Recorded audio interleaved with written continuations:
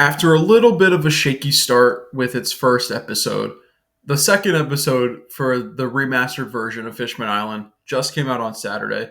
And honestly, it's hitting on all cylinders. And if I'm being perfectly honest, it's now becoming everything that I wanted an edited version of Fishman Island to become. What's going on, you guys? Welcome on back to the channel. And yes, One Piece Fishman Island Remaster is doing now what I've always wanted them to do. And that is they're finally improving on the source material in a meaningful way. Like, I couldn't believe it when I was watching this episode, man. Like, the changes that they made were so good. Now, to go back a little bit to episode one struggled for me because they cut out like a good amount of manga panels that were important, like for the arc as a whole, like stuff with like Robin and like Nami and stuff like that. So I was kind of worried that there was going to be like an issue like throughout this edited version with cut content. But when you watch this episode, that issue's immediately gone. Like, if I'm correct, they didn't cut literally a single manga panel. If anything, they just heightened the material and made it better. Like, perfect example, bro. Like, I get like why people get like a little bit like about cut content when it comes to One Piece.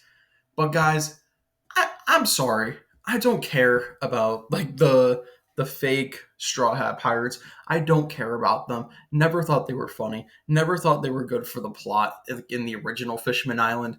Like, I never thought they were good. I thought they were so annoying. I didn't think they contributed anything to the plot. I figured they were just there to pad out the runtime of an episode. And like, they just didn't like hit the way Oda wanted them to. Like, I get what Oda was doing. Like, it was to show pretty much how famous the Straw Hats had become because of everything that happened pre-time skip. But when you think about it, man, like, the fake Straw Hat Pirates are quite possibly the most annoying thing that Oda has ever done. So, call me fake One Piece fan. I don't care. I'm glad we got through them in like 2 episodes and they cut a lot of their content because, if we're being honest, they're not that good. I'm sorry. I hate to be the bearer of bad news, but the fake Straw Hats are not good. If anything, they're annoying. But yeah, like when it comes to cut content, you can cut the fake Straw Hats any day of the week, and I'll be so happy. Plus, like another problem or another like concern that I had going into like a Fishman Island remaster is that apart from this remaster, we have seen the events of Fishman Island covered at least 3 times. We had like the original manga version of Fishman Island. We had the original anime from Toei for Fishman Island, and we had like the different perspectives with One Piece fan letter. So there's 3 different perspectives of the manga or of this material that you have to consider going into this arc. Like, at least up to this point, because fan letters stuff ends here, but there's like 3 different like perspectives of like how like the material can be looked at here and how people can hold it to a different standard. So you have to worry about that going into it. But honestly, I didn't have really any problem with that. Like, this edited version did its own thing with the material. And what I mean by that is, perfect example, Brook. Like, Brook stuff, like, I didn't really care about much in the original anime, but his final concert performance hit so good, and and it hit harder because it was the accompanying piece of the rest of the Straw Hats on Sunny, and pretty much talking about how like this is their restart, like to their journey, and like Brook's song is accompanying like them going into that next phase. Like, that hit for me in a way that I wasn't really expecting.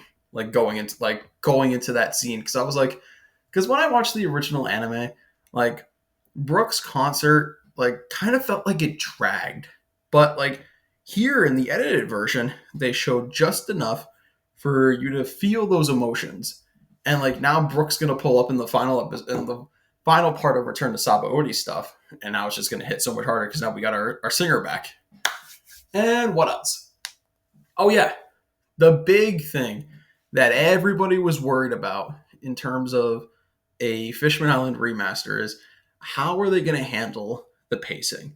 Like, is the pacing going to be improved? Is it going to be like kind of like the same because it's still Toei at the end of the day adapting this? But dog, like I know like people are like up in arms about it on Twitter. Like some people are saying the original is better. I don't care, man. This remaster blows blows the original out of the water in terms of like pacing.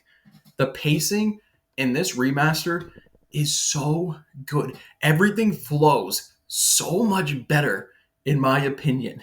Like when you get Luffy's like dodge from Kuma and you see him go slow. I know some people are like, I like the build up to it. Sure, the build up's nice, but like it feels like it takes a while. What I like is that the shots happen. Luffy immediately dodges it before he says slow, immediately dodges it, and then like you see the explosions happen right away. Like I never understood why they took so long to go off, in my opinion. So like when you're watching this side by side, the remaster like just made it better. It made like Luffy's like growth in that moment more palpable for me. Like he was able to like it just flowed so much better for me, in my opinion. And like a better example too is the Zoro and Sanji stuff.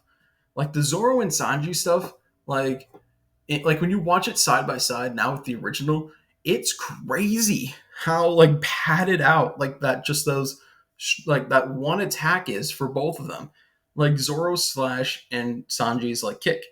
It's so padded out. Like they drag it out. Like when you watch it in the remaster, it flows better like an actual anime. But when you're watching it in the original version, they like do the attack, pause, like then you get Zoro talking, pause. Then you have Sanji talking, pause, and then it's like, then you have Kuma exploding. It doesn't feel good watching that. But when you watch the remaster, you see everything happen in real time, and you don't have to worry about like bad pacing or anything. And that just gets me more excited for how Luffy versus Hody Jones is going to be adapted. Like, I think like if the opening is anything to be like gleaned from, Luffy versus Hody Jones is going to be generational. Like I argue like it has the potential to be better than a lot of post time skip fights. Like just by how like they're handling the pacing here, bro. Like Luffy's big moments in Fishman Island are going to go so hard. Like I can't wait. I can't wait to see those adapted. But there's one moment that I loved above all else. And this comes from a strength of the remaster because I'm pretty sure that this is new content. But what I loved is when Luffy does his big goodbye to Rayleigh, and you see Luffy and Rayleigh have one last conversation, and Luffy gives his declaration to him that I will be king of the pirates. He says that to the second mate of the last king of the pirates crew. He says it to Rayleigh, and then you get to see in that moment Rayleigh see Luffy as Roger. I thought that like he sees him as Roger when he came to recruit him. I thought that was such a good change because what we've seen a lot in a lot of the content, like in Wano, you see Luffy paralleled like through Roger a lot more. Like perfect example with like the Yamato stuff, where you see Luffy and Roger overlap, like Kid Luffy and Roger overlap with what they're saying. Like you see a lot more of that later on in the story. But what I love is that this edited version set the groundwork for that. And it pretty much shows like Luffy really is Roger to people like Rayleigh. Like Rayleigh sees him now in that light. Like he's reached a different level now where he's like, yeah, Luffy, you really are going to be the king of the pirates. Like this is Rayleigh like cementing for himself. Yeah, Luffy's gonna reach that goal. Like just because of like just because of how strong he's become and like how powerful in his convictions that he has become. Like it was honestly just such a beautiful moment. Like it was a moment I wasn't expecting, and but it was a change that I think really helped like the source material. Like it just made it better in my opinion, and that's everything that I wanted an edited version of Fishman Island to be. Help enhance the material and make it better, not make it worse, but enhance it. And now I think they're finally going to start doing that. And I'm telling you, man, once we get to Fishman Island proper, we're gonna see the changes on full display, and I cannot wait to see what they do. Like with Luffy's big moments, the prophecy, it's just only gonna get better from here. And I, for one, cannot wait to see how they tackle the rest of this like material. It's gonna be a banger. Like if this episode didn't like prove it to you, I can't wait to see what they do with Hody Jones and with Luffy's big moments in the prophecy. It's just going to be bangers. Like I can't, I just can't wait, man. But anyway, what did you guys think about this episode of the One Piece Fishman Island Remastered? Did you guys like it? Do you guys think it enhanced the material, or do you guys kind of think that it was the same as episode one and just wasn't that good? What do you guys think? Let me know. Like, comment, subscribe, and as always, I'm going to talk to you guys next time. Bye.